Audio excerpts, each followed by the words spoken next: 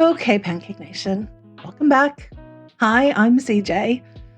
And if you've been to the channel before, you know that I only deal in facts here. This channel is about facts, it's about evidence, not about body analysis and speculation, etc. So grab yourself a mug of something warm, put your feet up, take a deep breath.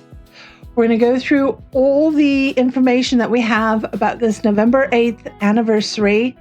What happened, what didn't happen, why it's important. I will tell you what my opinion on it is. I could have jumped on the trend and put a video out a couple of days ago about this. Probably would have been incredibly popular, but I waited because I've been a JiKooker for a long, long time. And I knew at the time there would be more because there's always more. When JiKook karma hits, it hits hard. So now I feel that we have enough information. I think it's the right time to do this video and to talk to you about what we know, what we can assume, what we can surmise, what my theories are, etc.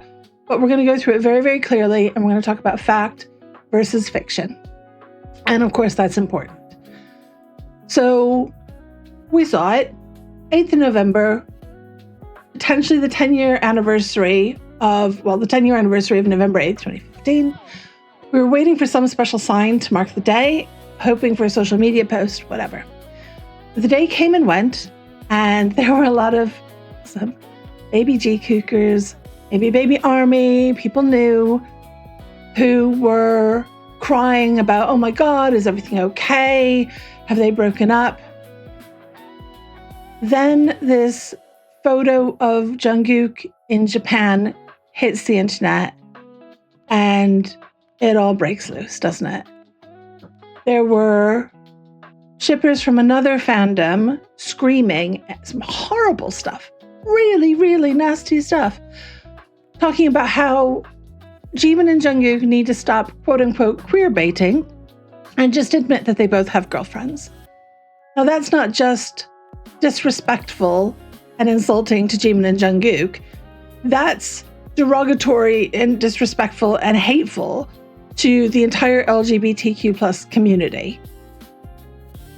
As disgusting as it sounds, there were actually big solo accounts within ARMY, within our own fandom, that were showing their true homophobic colors. We all know that that's because season 2 of Are You Sure is right around the corner.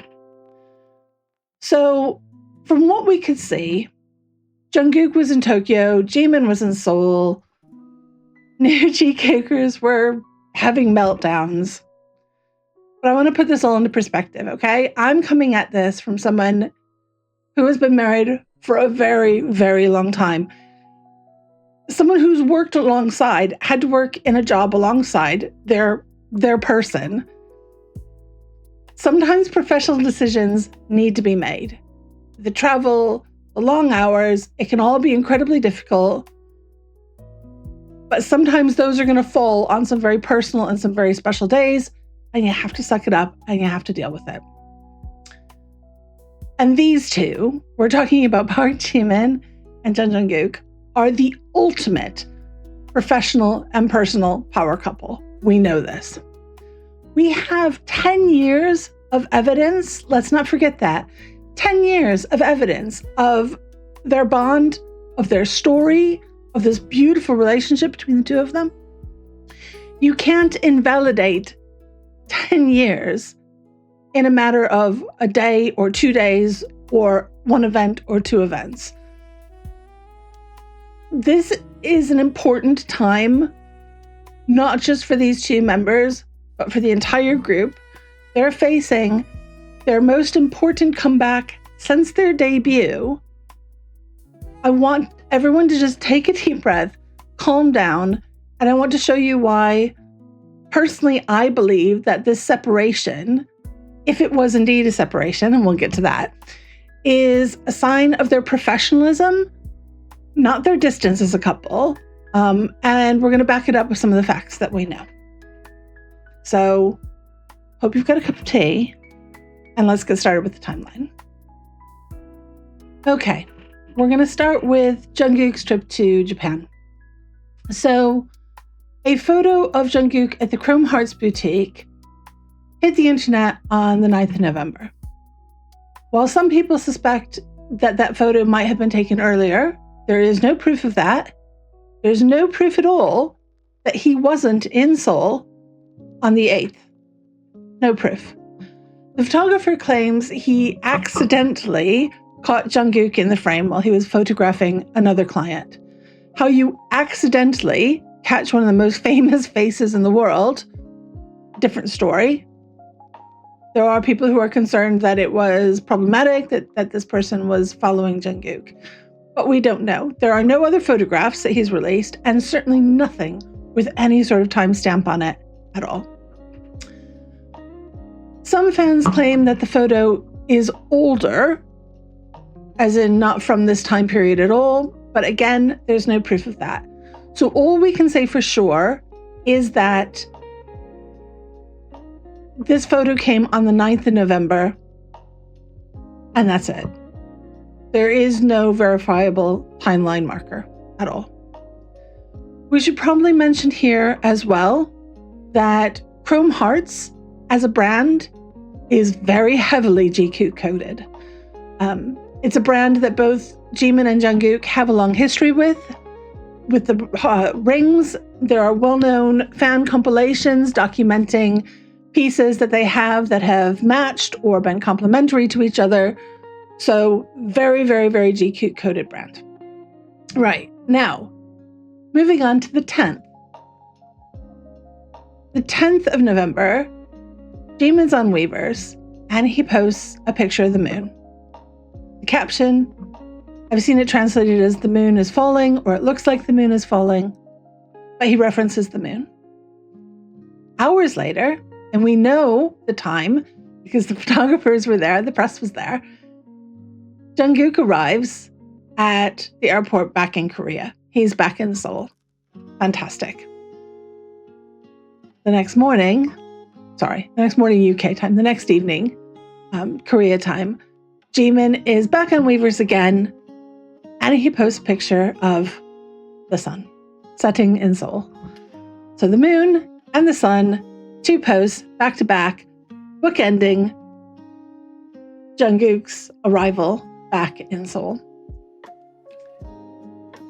JiKookers know, I won't even just say JiKookers, the entire fandom knows this sun and moon motif has really long, really strong history with Jimin and Jungkook.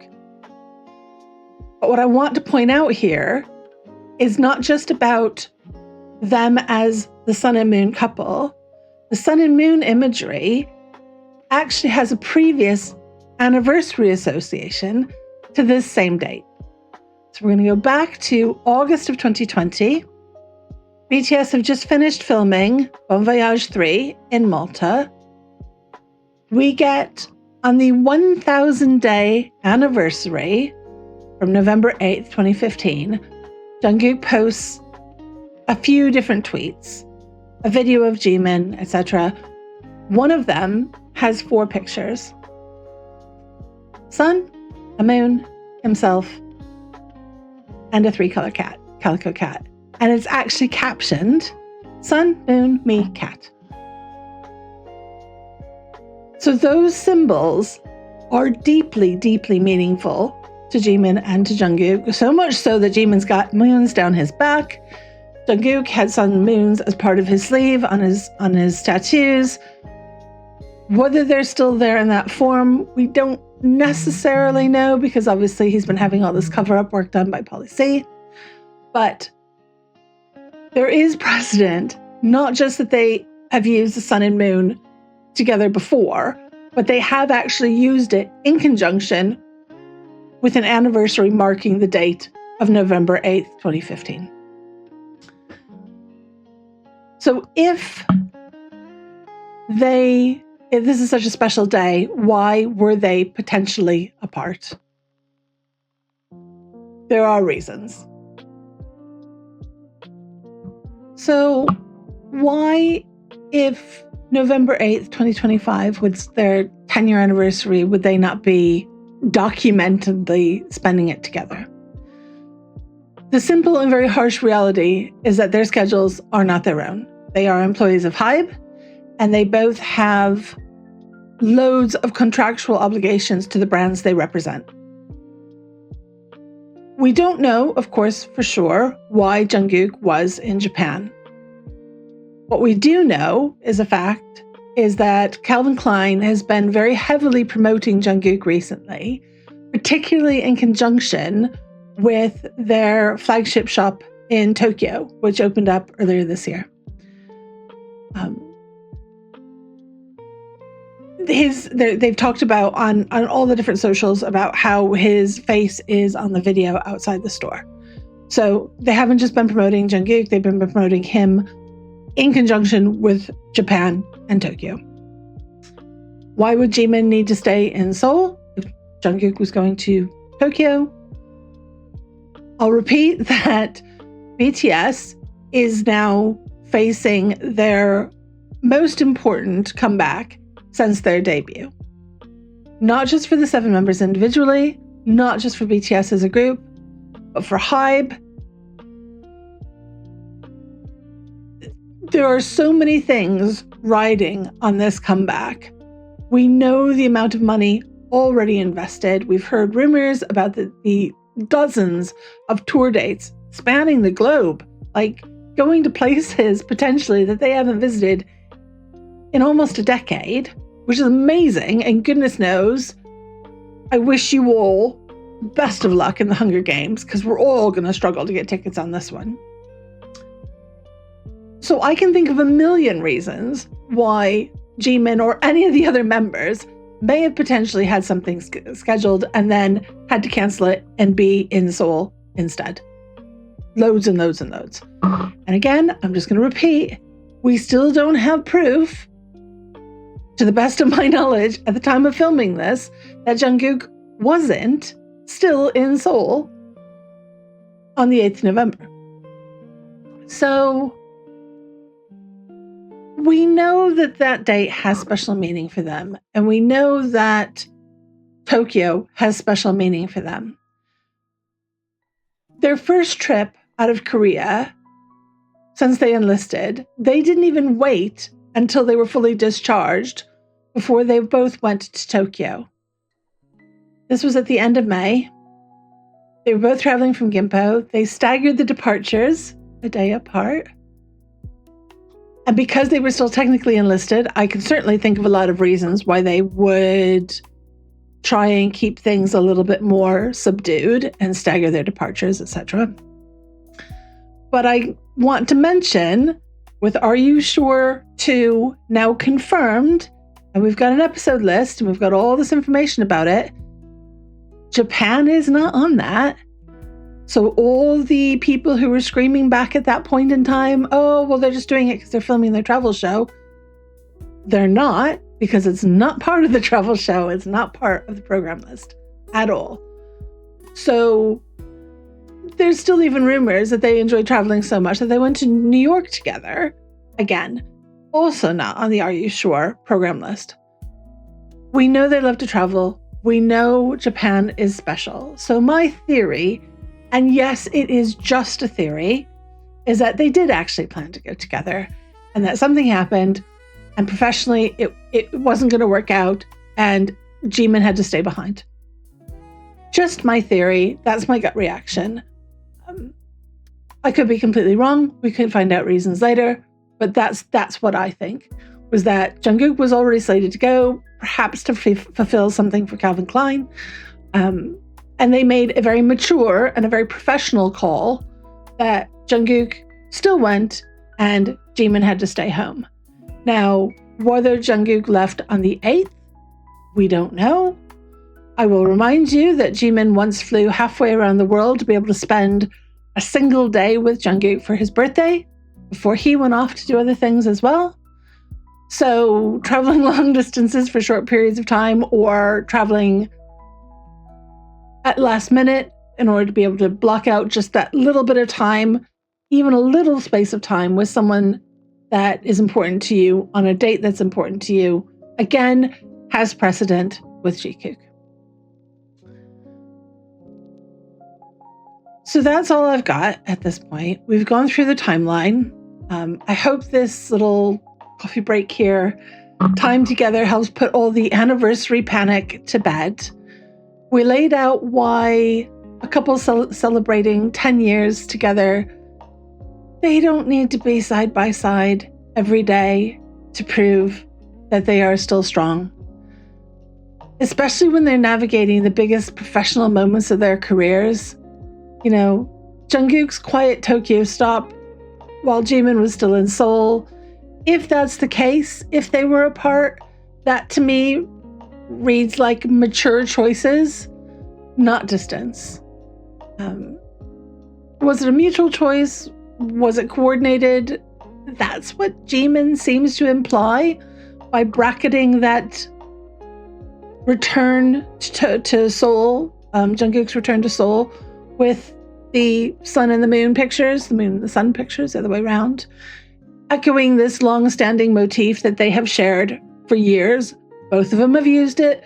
Now both of them have used it in conjunction with an anniversary of this November 8th, 2015 dates. So 10 years in, JiKook, like any other mature couple, do not need constant proximity to prove that they're in love. They prove it with consistency. They prove it with trust. They prove it with the quiet moments. Some of them we don't find out until days later, like this. Some of them we might not find out until months later.